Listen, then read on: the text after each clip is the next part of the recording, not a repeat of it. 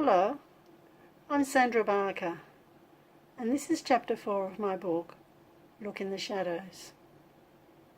This chapter is called Not a Bed of Roses. This book is my autobiography, and it talks about how and why a retired woman from Australia moved away from her family to live in Indonesia. Don't forget to subscribe to my channel, and if you like the story, please hit the like button. My marriage was nothing like I imagined it to be. I think that our expectations of what married life would be like were very different. We had many fights in the early years. We also went through a difficult time as we were not able to have children straight away. We had to seek God, and it was 3 years before we finally had a breakthrough in this area. I was not able to discuss my struggles with my parents, who were just waiting for things to fall apart so that they could say, "I told you so."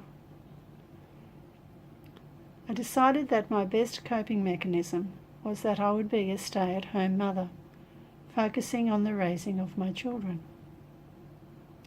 This produced a relatively calm existence, but I could not understand why life was so difficult and why things had not turned out as I had imagined.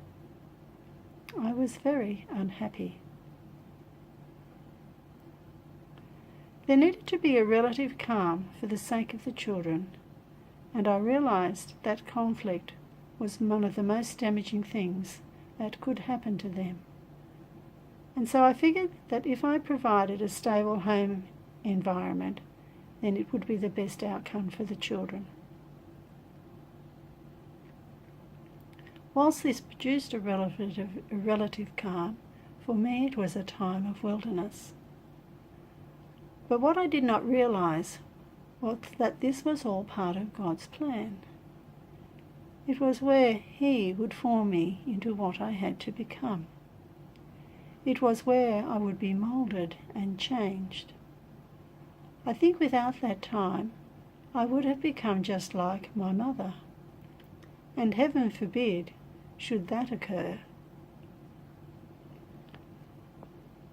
By being away from my parents, I could escape their influence. It meant that I had no help with the raising of my children.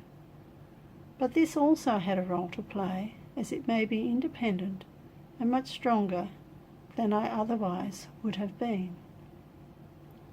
It is through the fire that we were forged into what we must become. I was in the potter's hands, but it wasn't fun. The only thing that I was acutely aware of was that God stood beside me. He was there in my broken world when it encompassed me.